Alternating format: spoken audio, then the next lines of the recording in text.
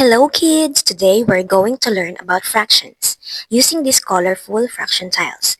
These tiles help us see fractions as parts of a whole in a very visual way. Let's start with this tile. It's the whole tile. This represents one complete unit like one whole pizza or one whole chocolate bar. Now look at these other tiles. Let's divide the one whole into two equal parts. 1, 2. We call this as 1/2. Now, if the whole is split into three equal parts, 1, 2, 3, it is called 1/3. And now, if we divide into four equal parts, 1, 2, 3, 4, this one part is called 1/4. The number on the top is called the numerator. It represents the number of fractional pieces that are being represented. And the number on the bottom called the denominator. It tells us how many equal pieces the whole is cut into.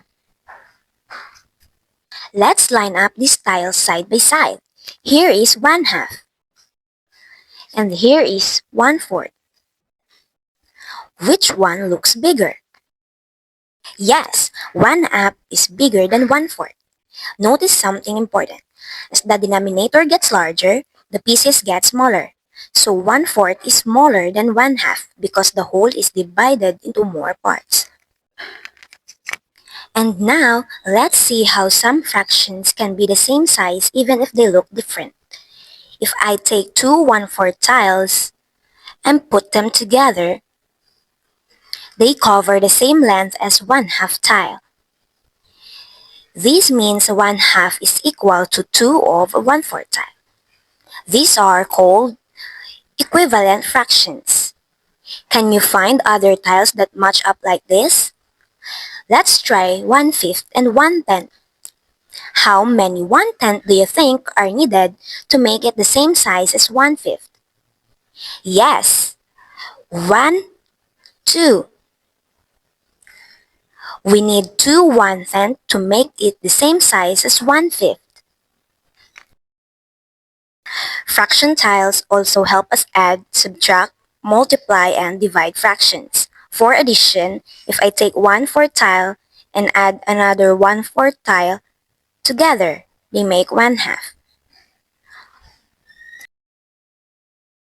For subtraction, if I have 1/2 and take away the 1/4, I'm left with 1/4. For multiplication, if I want to find out what 2 times 1/4 is, I'll take two 1/4 tiles and put them together.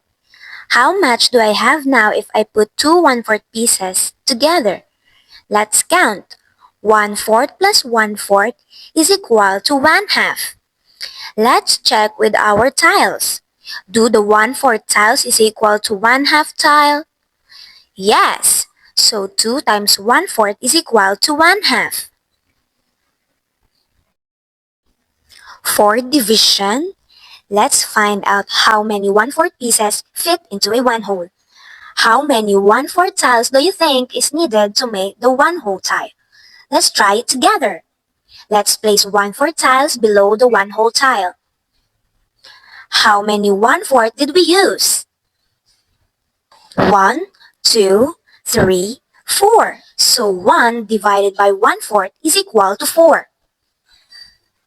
Using fraction tiles makes fractions easier to understand because you can see and touch the parts of a whole. Let's practice together and explore more fractions.